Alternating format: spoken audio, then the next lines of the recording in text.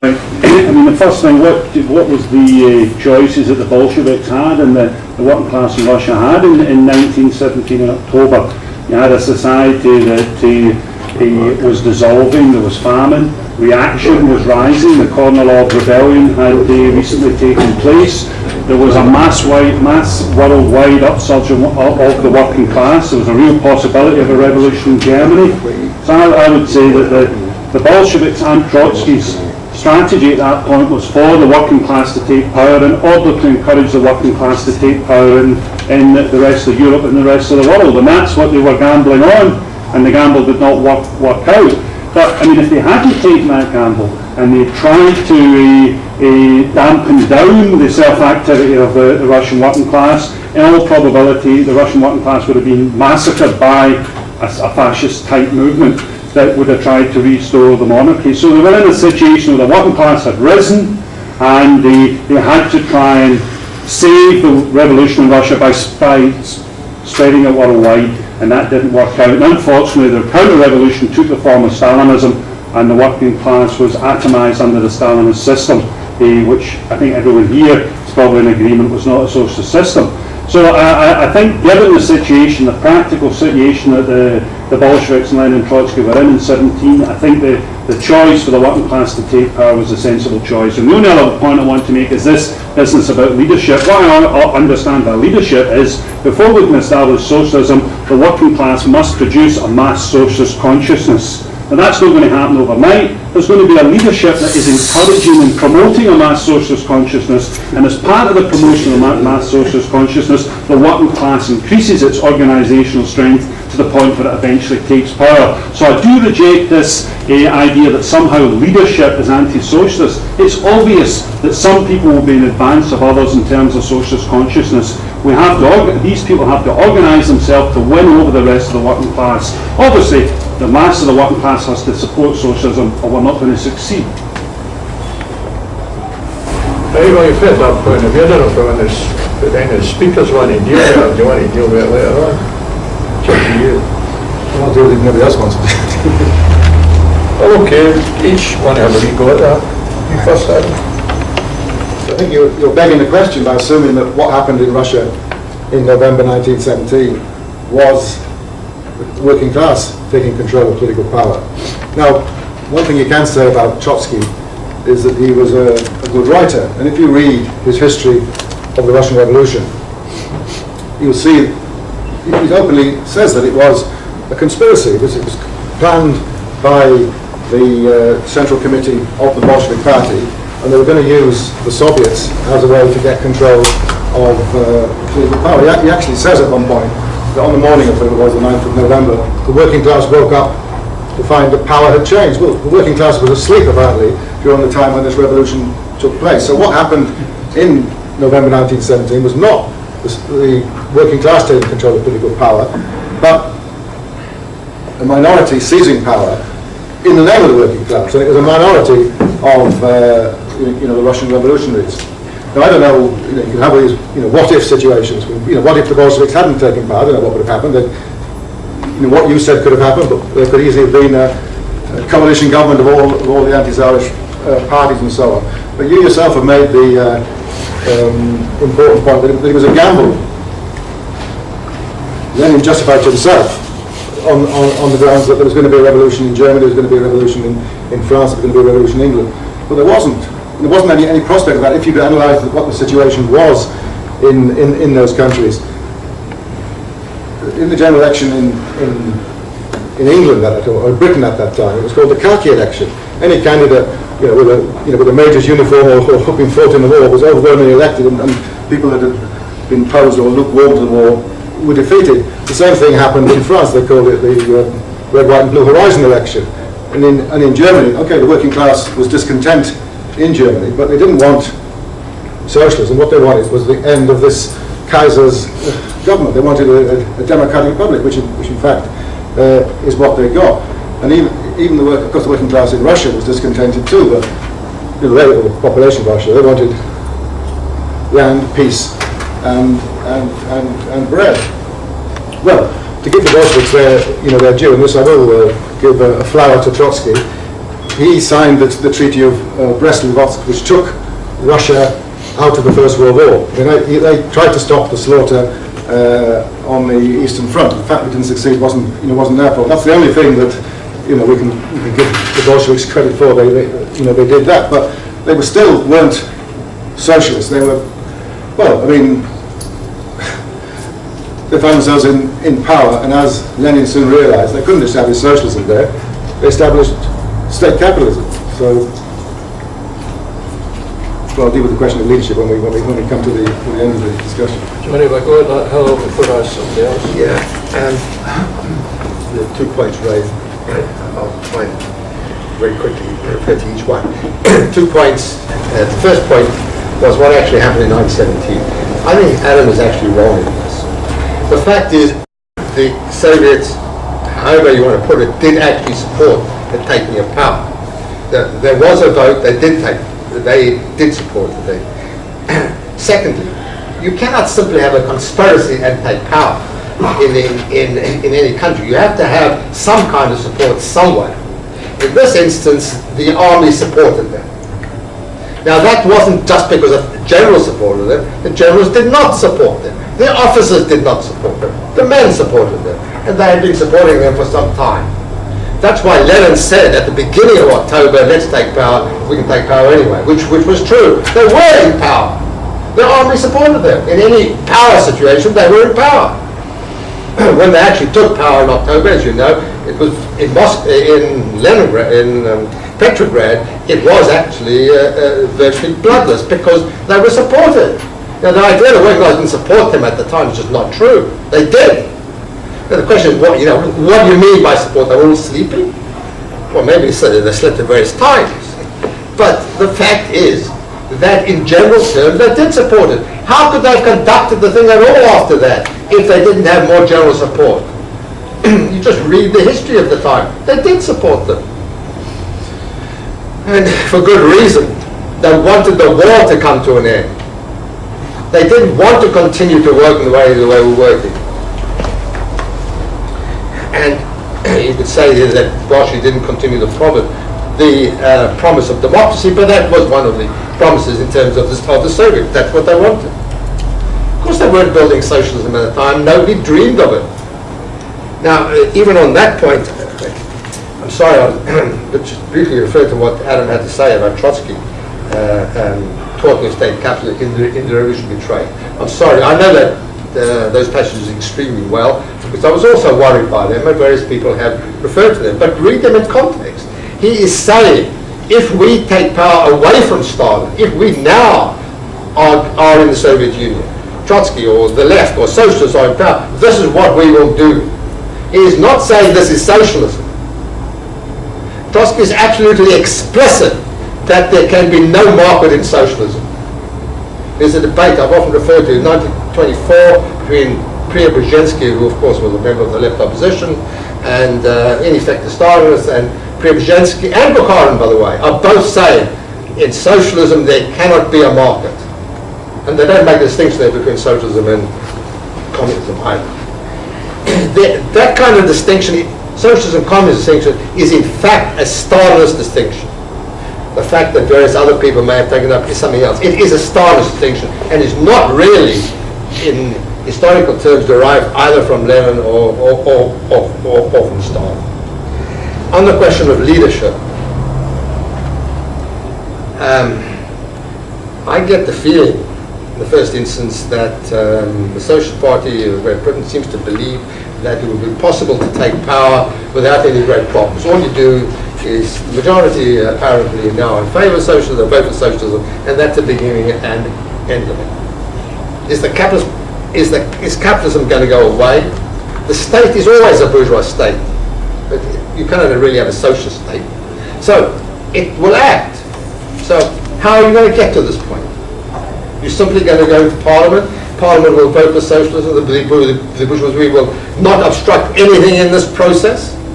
It's not only incredible, it contradicts every tenet of Marxism.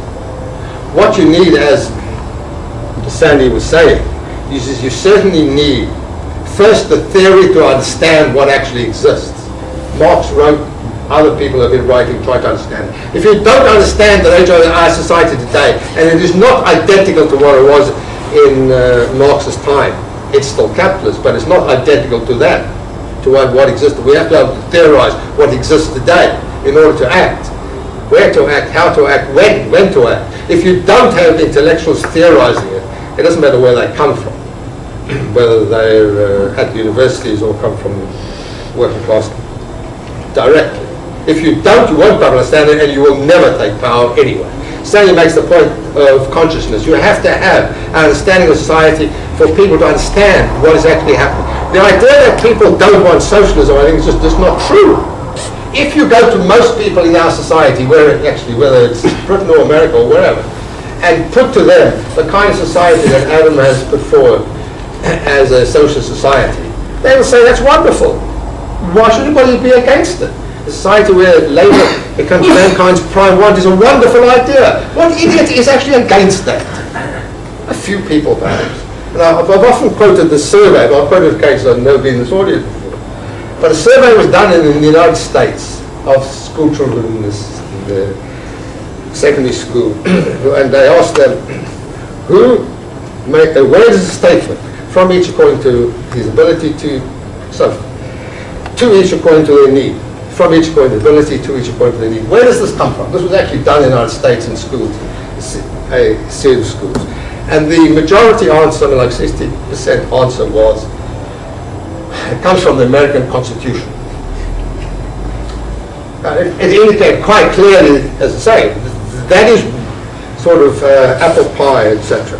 Everybody wants it. Of course everybody wants it. Today that isn't even an issue. If you go up to most people and put to them the idea of socialism as we understand it, they'll say that's wonderful, but it's impossible.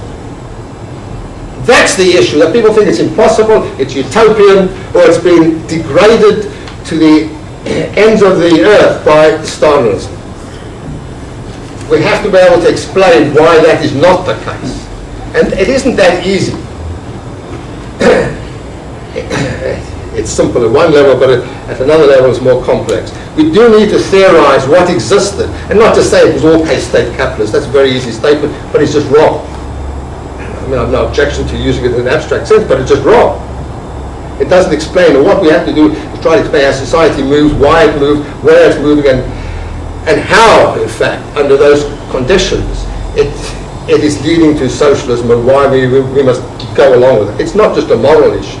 Capitalism itself is disintegrating. It is declining. We have to be able to understand that and show that to people. That is what they need. But you have to have the theory for it. The second thing you definitely do need is an organizational form which will help people to go towards socialism. And you can't avoid... Oh, I'm going on a wee bit, try to get more and more points of view. Okay. Please. 1 minute. Fair enough. One has to have an organizational form to draw people in. And if you don't have that, well, nothing will happen. The idea that the self-emancipation of the working class is correct, but that doesn't mean to say that there is no leadership, or there are not great leaders. There are great leaders. It's not just a Napoleonic idea. There are certain times in history where the leader is absolutely crucial. And that is not a non-Marxist idea. It's fundamental to Marxism itself. Thank you. Any other questions or points of view? Yes, sir. It's easy to cross the line from the vanguard part. It's easy to cross the line from promoting socialism to telling people what to think. It's easy to cross that line. And that's what happened in Russia. They weren't trying to promote socialism, they were actually trying to tell people how to think.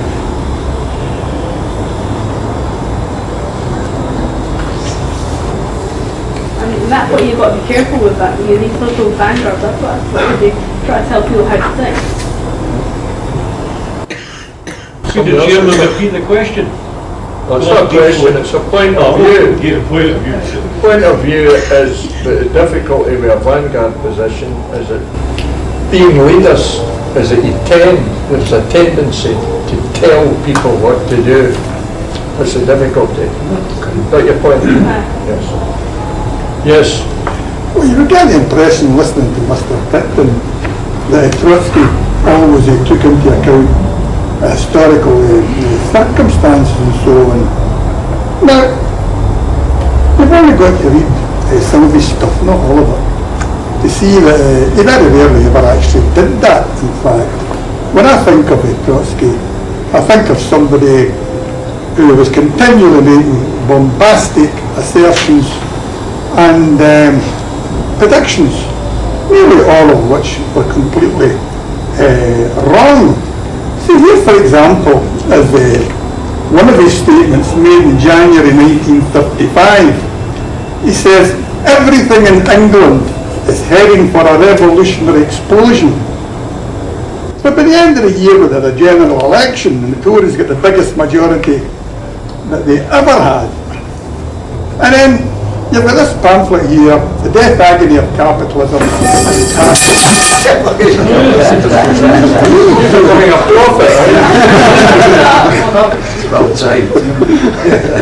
Sorry.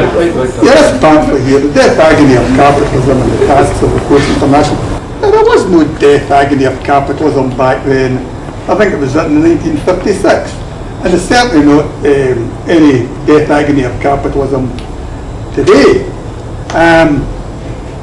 But again, just look at the circumstances that existed in Britain in 1935. He was wrong about that, but at least he had the excuse that he wasn't in Britain at the time. But he was in France.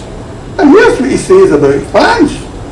In France, the great wave of sit-down strikes, particularly during June 1936, revealed the wholehearted readiness of the proletariat to overthrow the capitalist system. But that's absolutely absurd. The sit-down strikes were carried out by a very small minority of the French working class. And in any case, it was all about the usual trade union demands.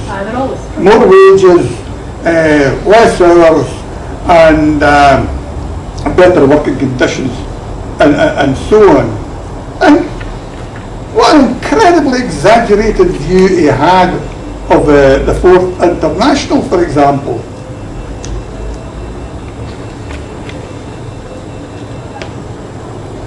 The advanced workers of all the world are already firmly convinced that the overthrow of Mussolini, Hitler and their agents and imitators will occur only under the leadership of the Fourth International. So Hitler and Mussolini were brought down by the Fourth International? I don't think so. Trotsky was not pointing the way to socialism. He was pointing the way to confusion and disillusion. And this pamphlet here is the fountainhead of all nonsense. Any other contributions or points of view?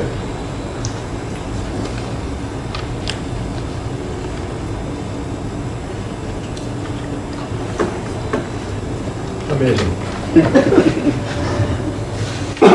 A very knowledgeable audience. No, I've made your mind up, have you? If I could just say something, the funny thing is you quote what Trotsky said in 1935 about Britain. This is what he said in 1925 about Britain. The conclusion to which I'm led in my study is that Britain is heading at full speed into an epoch of great revolutionary upheavals. So there's obviously a gramophone record, and every time there was a strike, Britain was heading into a period of revolutionary upheavals. Britain at that time, it wasn't like Russia at the time, because in Russia, recently the peasants had actually been serfs, which is basically slaves. So Britain wasn't in the same, not in the same boat as Russia. So it's a completely different thing. You can't assume that just because in Russia there was social change on the way that instantly all the other countries were heading straight to the same place.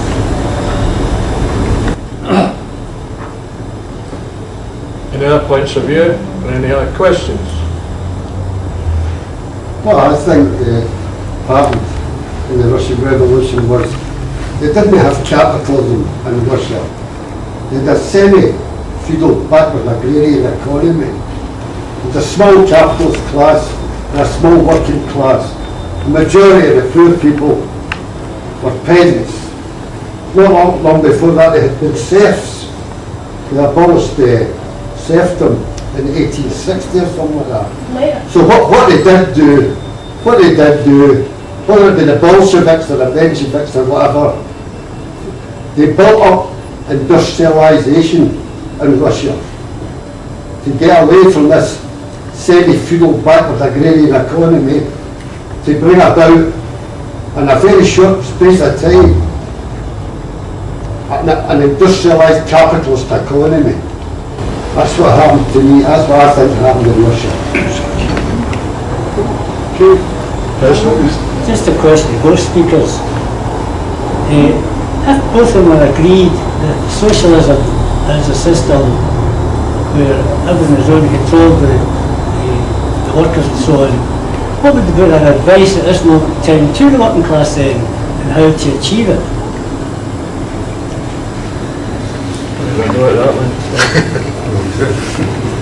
Well, I think that the Soviet government you're going to get a chance. Sorry, just a wee second. Does it one of either the speakers want to deal with that proposition, what to do now, or just want to deal with it and you're summing up? If so, I'll just take your point. I'm sorry. No, it's, I was thinking, all the Soviet governments, I think their priority was industrialisation, and the peasants, they're very harshly treated, of course. They were trying to bring them under state control. There was a lot of resistance which led to many of them, being killed. They found that this huge agrarian population in the Soviet Union was very difficult to manage. And the priority was, to industrialise relentlessly, ruthlessly, the great expenditure of lives. This was the foundation, of course, of modern capitalism. It was industrialisation.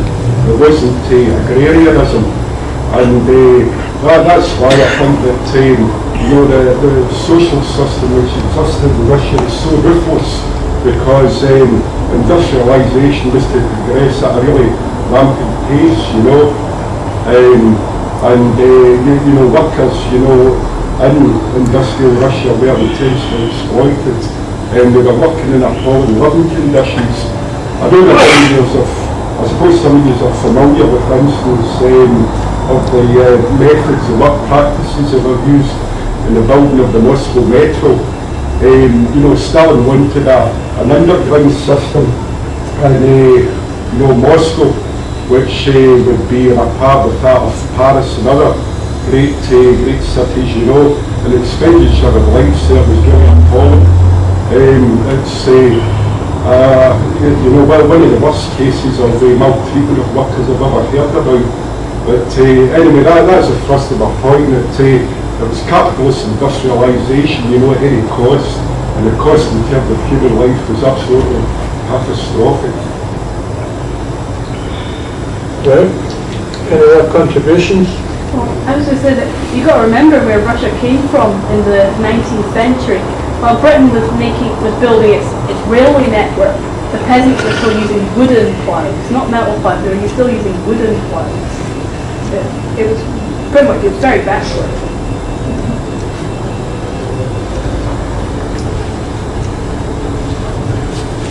Right. Is it? You want to have a go at that? Well, no, I was going to say... Some of the points. I'll ask each speaker anything that's been said. It can be interesting to speculate what would have happened if, in the battle between Stalin and Trotsky had won. And what do you think would have happened? Trotsky would have been in charge of a country that was industrialising, and would have had to do the same sort of thing. It wouldn't have been as brutal as Stalin, it wouldn't have been the purging and so on. It would probably have been a sort of mild version of state capitalist dictatorship, like in Cuba today. But I mean, if you read in the Revolution Betrayed, which, as you say, is a program of what they call themselves Bolshevik Leninists. I think the Trotskyists would have done had they got to power. It's, as I say, it's full of stuff like socialist accumulation, socialist industrialisation. So the same process which we're talking about would have gone on, even if it wouldn't have been so brutal. But I think there would have been resistance by workers, and the government under Trotsky would have behaved in the same sort of way as the government under Castro or something like that. I mean, I think that would have been the difference. They couldn't have accelerated any any revolution abroad and so on, I don't think it would have made, well, it wouldn't have got to socialism, put it that way. Would be good. Well,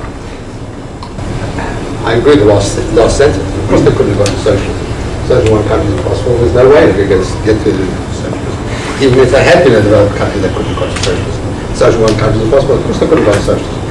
Had Trotsky been in, I've actually written on this as what the question is, should Trotsky have taken power in 23, and would there then have been a difference? He could have taken power, he was offered power, there's no question, he had a degree of popularity too, he could have taken power.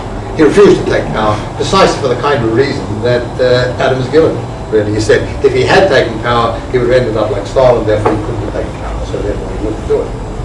That's what he actually said, which is a word in favour of Trotsky. However, logically, if you imagine he had taken power, his aim would have been to assist a revolution in the West. Everything would have been driven towards that. So the building up of Russia couldn't be socialist, it couldn't go socialist. So the most that it could have done would have been to try and build it up so that it could be reasonably stable and people could live somewhat better than before. The term social accumulation may exist somewhere. I haven't actually seen it.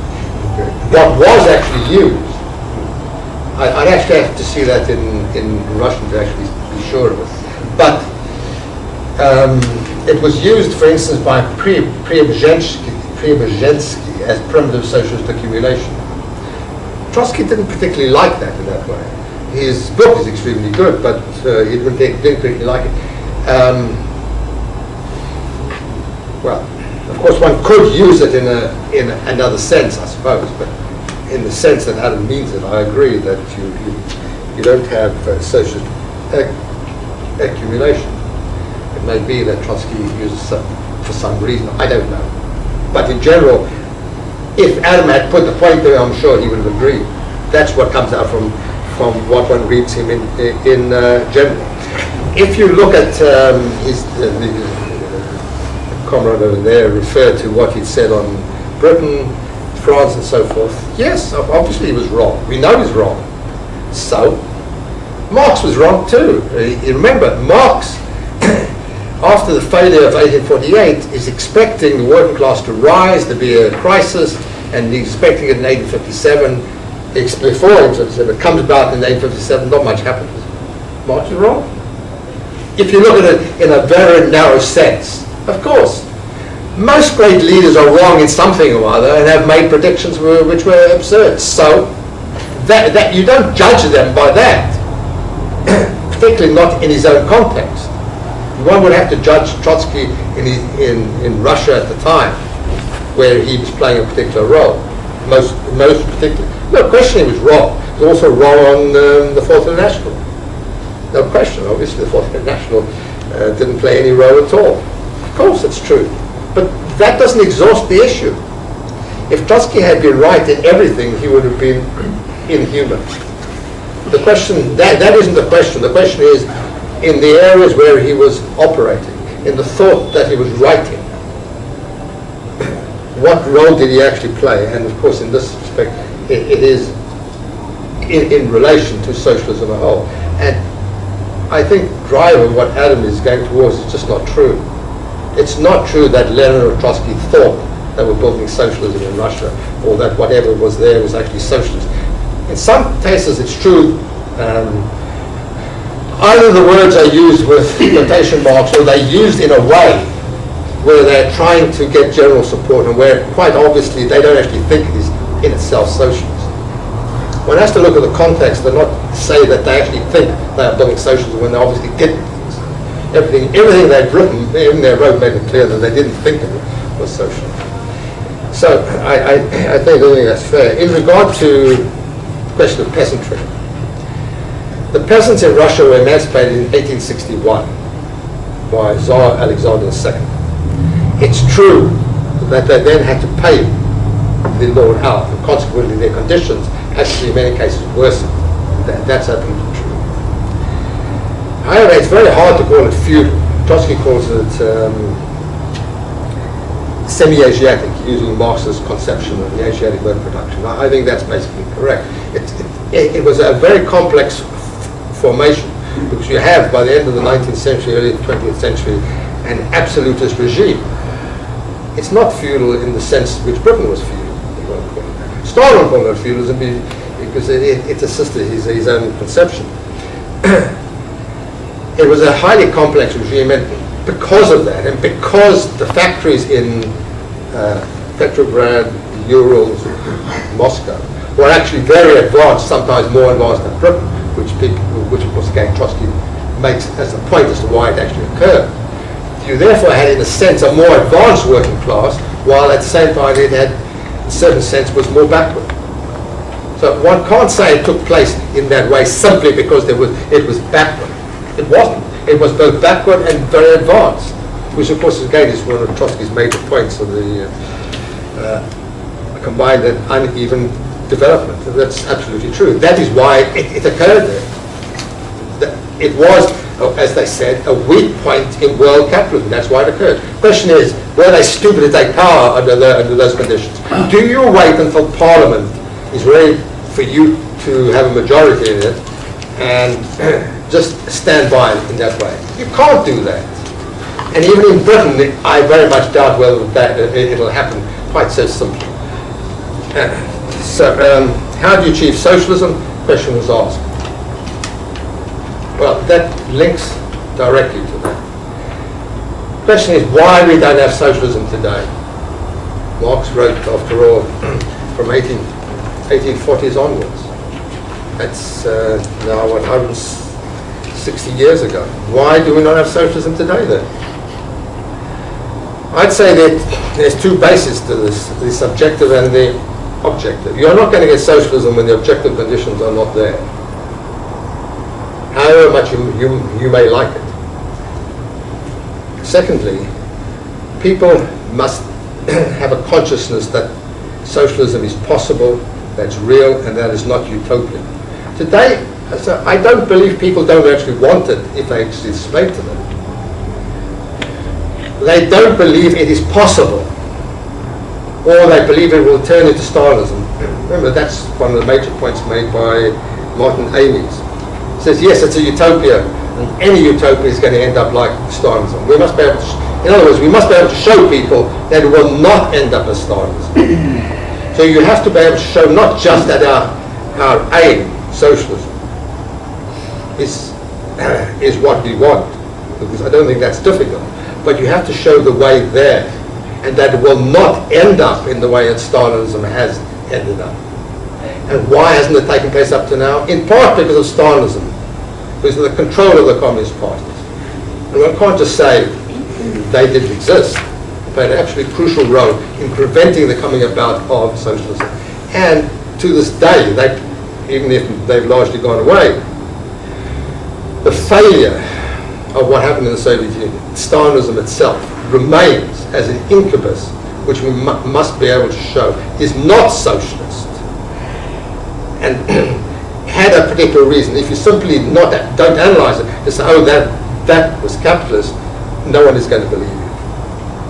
There has to be a basis to the thing itself. One has to understand it. So that's the first aspect. And the second aspect of it is how do we get to socialism? I don't believe a simple process of voting at the ballot box is actually going to work in itself. I think you have to have major campaigns, you have to have major parties, you have to develop these major parties, and that assumes that the working class is beginning to swing towards you. And for that you do need one or many parties.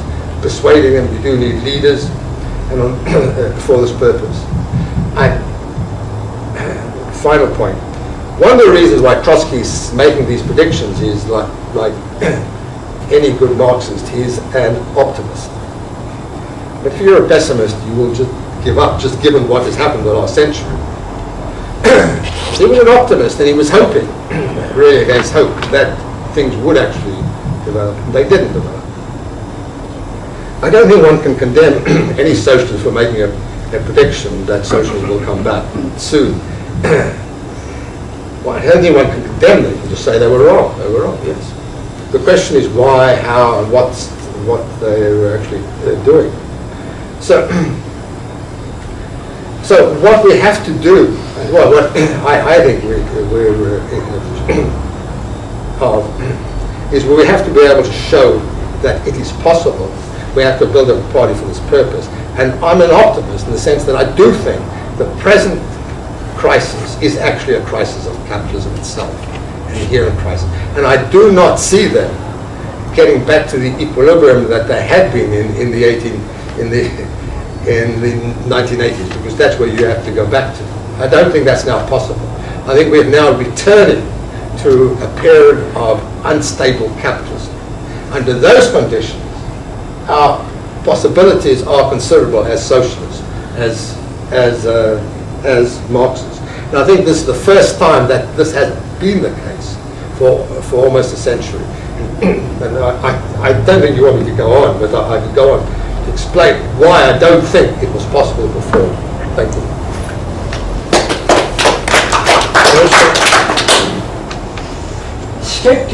Skepticism is the answer, and eulogising leadership is a definite no-no. And the only certain prediction you can make is that we're all going to die someday.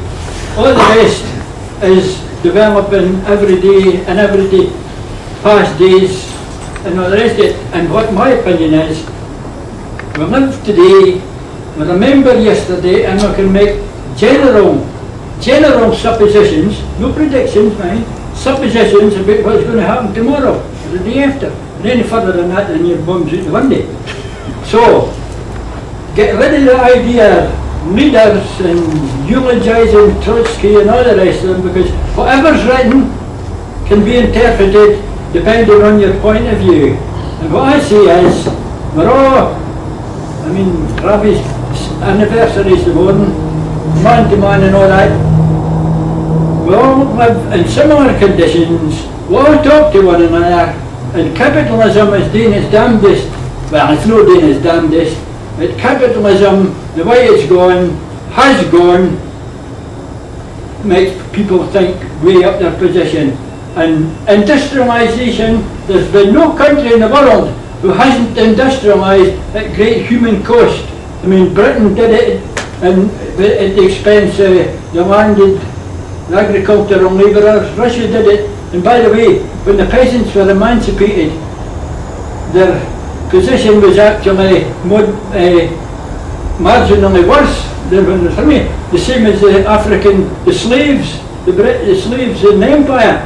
When they were emancipated, they were left with nothing to do, no wages, no nothing. In fact, their position was worsened than when they were captive. So, what about it then? It's up to us. No Trotsky, no leaders. It's up to us to talk to our neighbours in the pub, wherever, and be sceptical about all these so-called leaders. I mean, you can all the propaganda about Tony Blair.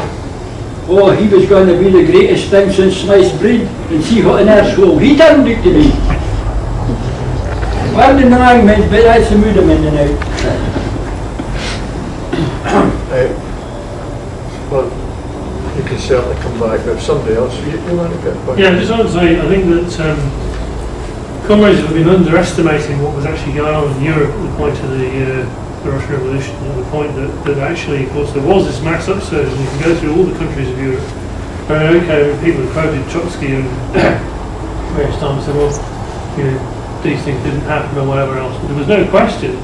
If you look at it, throughout, the major countries, from France, Spain, Germany, and so on, there was a mass upsurge. There were a number of uprisings. There were, the German working class was put down forcibly by the reactionaries. The German working class itself, has been alluded to, in terms of the Russian efforts to assist them. German working class had a number of chances actually to take power, and it wasn't just sort of, maybe the odd few people, but a mass movement, a mass left organisation, which had significant chances to take power through certainly from 1918 onwards until 1923. You can point to a number of events which that could have been and that would have changed world history.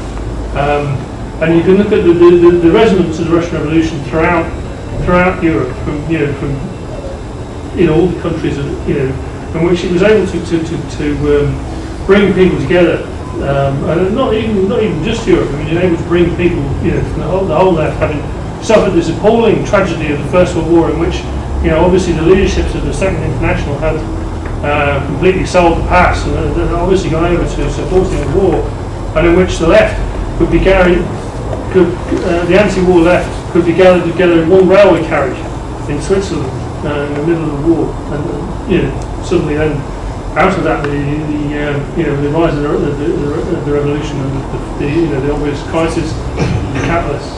I think that also when people saying mock the French working class in the 30s. I mean, they were on strike for more wages, etc. The French working class didn't understand that. The French capitalist class didn't understand that. The French capitalist class understood that the situation was so bad that a large fraction of it, possibly a majority, was in favour of an invasion from the fascists and wanted to sort out the working class.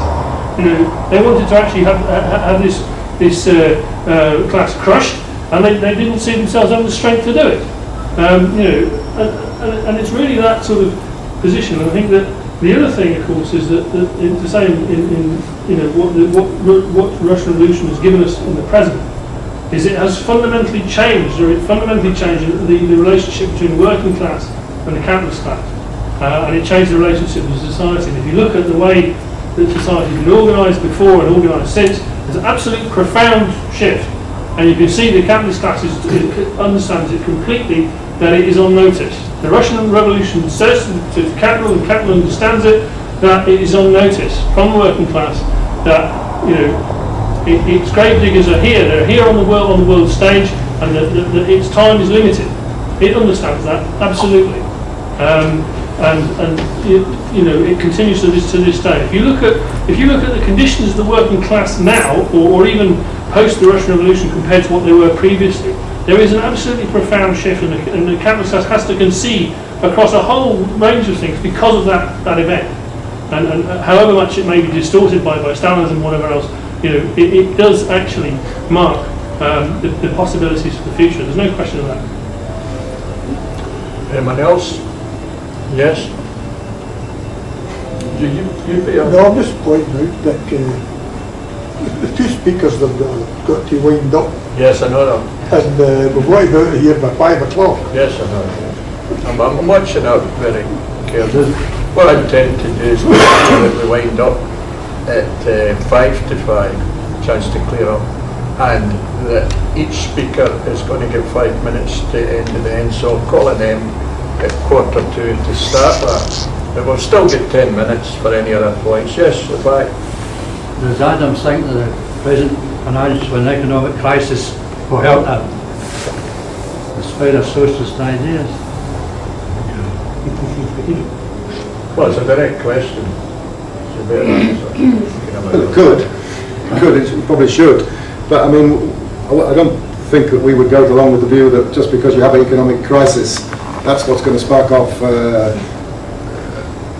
socialist revolution. I mean, in fact, the experience of past economic crisis suggests rather the opposite. That in an economic crisis, people who haven't got a job, what they want is a job, not socialism. Having said that, amongst the minority of people who do think about society and how it's arranged, I think it will lead to more people questioning capitalism, and it should lead, to a spread of socialist ideas. But once again, it comes back to the point that has been raised here.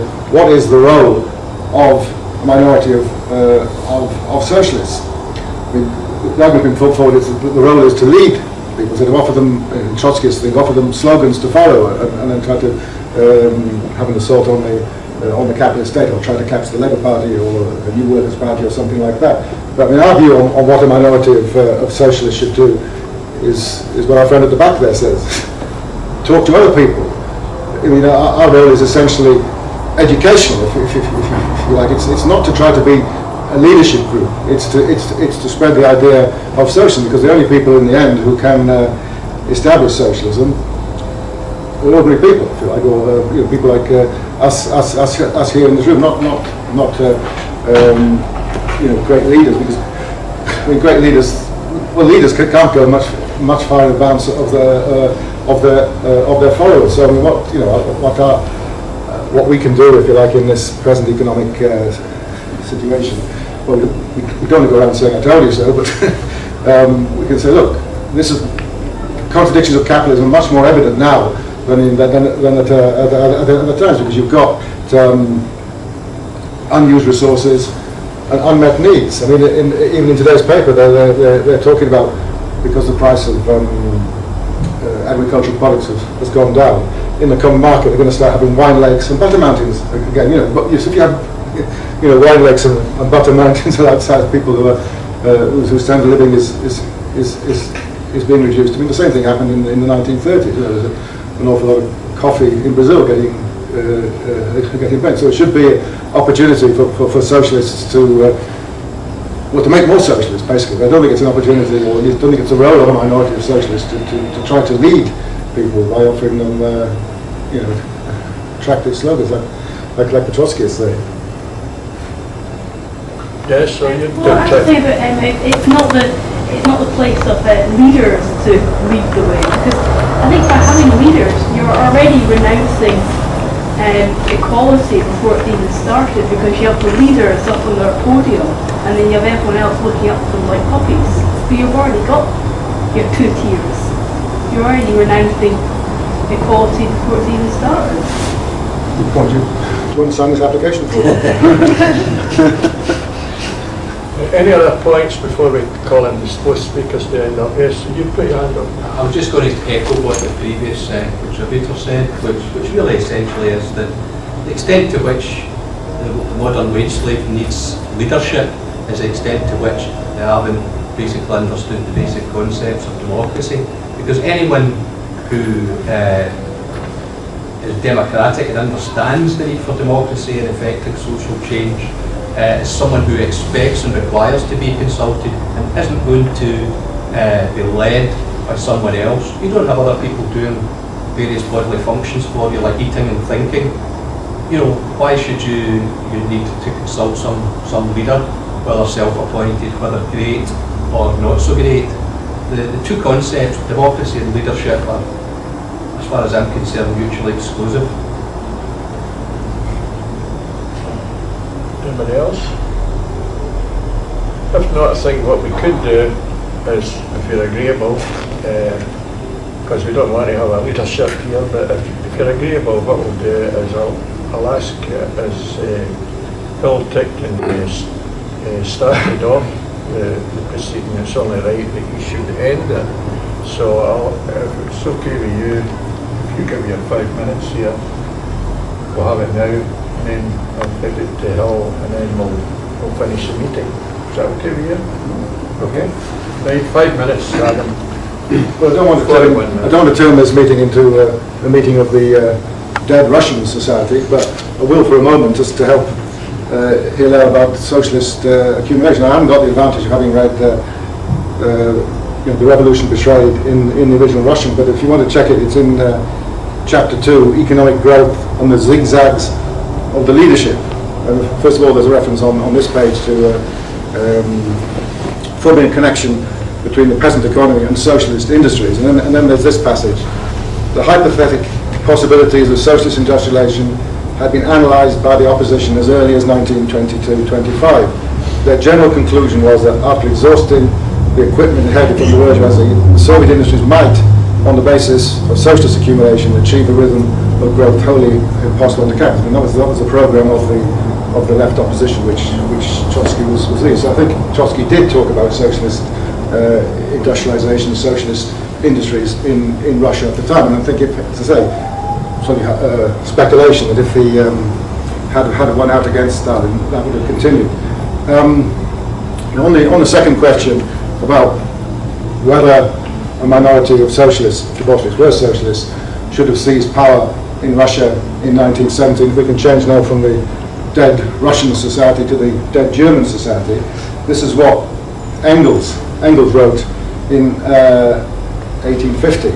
The worst thing that can befall a leader of an extreme party is to be compelled to take over the government at a time when society is not yet ripe for the domination of the class he represents and for the measures which that domination implies. What he can do depends not upon his will, but upon the degree of antagonism between the various classes and upon the level of development of the materialist means of existence, of the conditions of production and commerce upon which the class contradictions always rise. So what he can do and what he ought to do, I mean, already in 1850, Engels and Marx says something similar in another passage. What will happen if the minority of socialists takes power under conditions where you can't establish socialism, which is what, in fact, if you accept that the Bolsheviks did want socialism, that is what they would have done. They seized power in a country which was economically backward, which was, as we pointed out, mainly a peasant country, which was incapable of providing the necessary abundance to go into a system of from each according to ability, to each according to their needs. Now, as to the effect of the Russian Revolution, obviously at the time it did have an impact, because if you think about it, there had never been a government composed of people claiming to represent the working class. There'd been, I think, in one state, in Queensland or somewhere in Australia, a Labour government. There hadn't been, that type of government, so it did have some sort of an impact. And of course, there was great discontent after the war. And as Hillel has pointed out, the main support the Bolsheviks had for Russia was to stop the war, which they tried to do. But that's not the same thing as support for socialism. But I think that in the end, the effect of the Russian Revolution has been negative. I think we could even argue that they put the clock back at some point, because the socialist movement in the West was developing very slowly, but on a democratic basis. This idea that you needed a vanguard party just didn't exist before the First World War. But what happened afterwards, Stalin and the others, the word they used was Bolshevized the various Labour parties and various communist parties, and people who had been, who would have been good, or could have developed into being good revolution socialists, were diverted into this idea of leadership. And I think that is the key dividing point, if you like, between the inheritors of Trotsky and ourselves.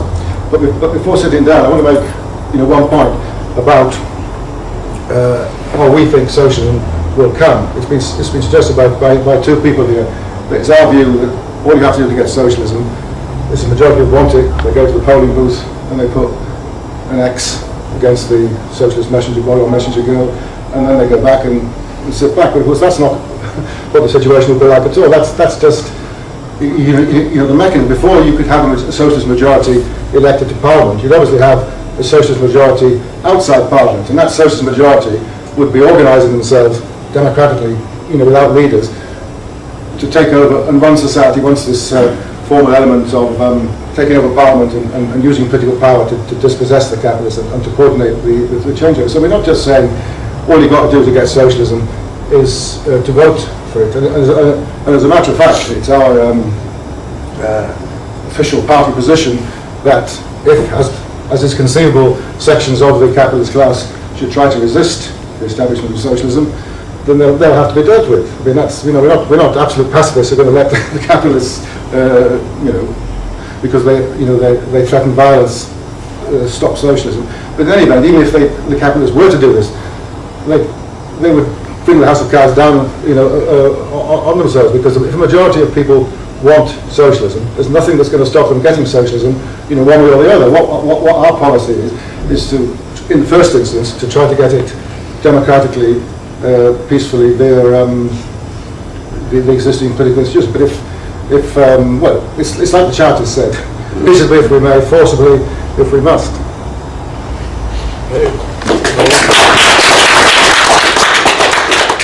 Okay, I gave him about 6 minutes, so you can have 6 minutes. Thanks for the 6 minutes. Well, I don't disagree with the last comment, of course.